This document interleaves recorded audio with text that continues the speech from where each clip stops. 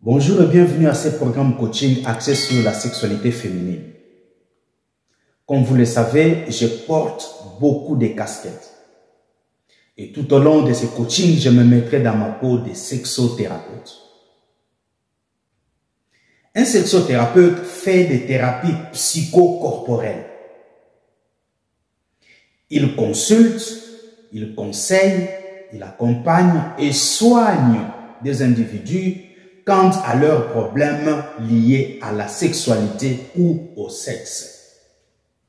Nous ne pouvons pas parler de l'anorgasmie sans mentionner la dysorgasmie, parce que les deux sont sœurs et elles marchent coude à coude. Et le tout, c'est autour de l'orgasme. C'est quoi l'orgasme? L'orgasme est une sensation de plaisir intense et transitoire qui crée un état de conscience modifié, accompagné par des contractions involontaires de la musculature périnéale. L'anorgasmie, alors, désigne l'impossibilité à atteindre l'orgasme et la dysorgasmie est un trouble de l'orgasme. Parlant de l'anorgasmie, il existe deux types d'anorgasmie. L'orgasme primaire, où une femme n'a jamais atteint un orgasme du tout. J'en connais plusieurs qui sont à leur soixantaine, qui n'ont jamais atteint un orgasme du tout. Il y a aussi l'anorgasmie secondaire. C'est là où une femme a pu avoir un ou plusieurs orgasmes dans le passé, mais n'en a plus, malheureusement.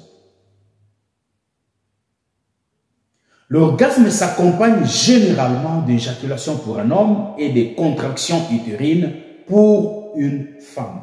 Et pendant l'orgasme féminin, plusieurs mystères sont démystifiés. Entre autres, l'éjaculation ou la production d'abondants liquides des différentes sources pour exprimer réellement que la femme a atteint la phase d'extase.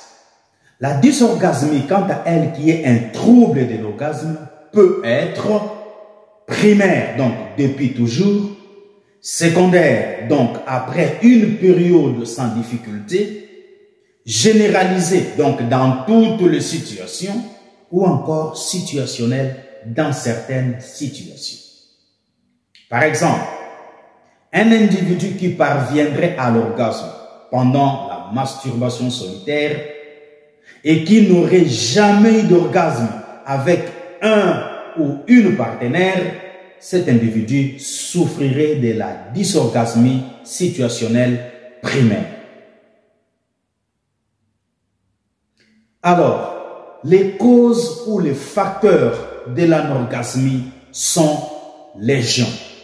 Il y a des causes génétiques, il y a des causes émotionnelles, par exemple une déception, une trahison, un partenaire ou une partenaire qui a été trompé par l'autre.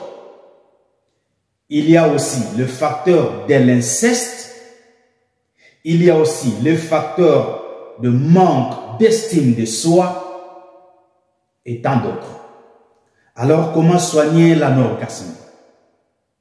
Après observation et consultation par un médecin généraliste, généralement, il est recommandé des thérapies cognitivo-comportementales ou des thérapies psychosomatiques ou des thérapies psychocorporelles pour pouvoir déclencher la situation de l'anorgasmie, parce que le tout commence par le cerveau, parce que le cerveau est notre premier organe sexuel. Ça a été un plaisir pour moi de vous accompagner avec cette matière, espérant vous retrouver très bientôt pour un autre numéro. Au revoir.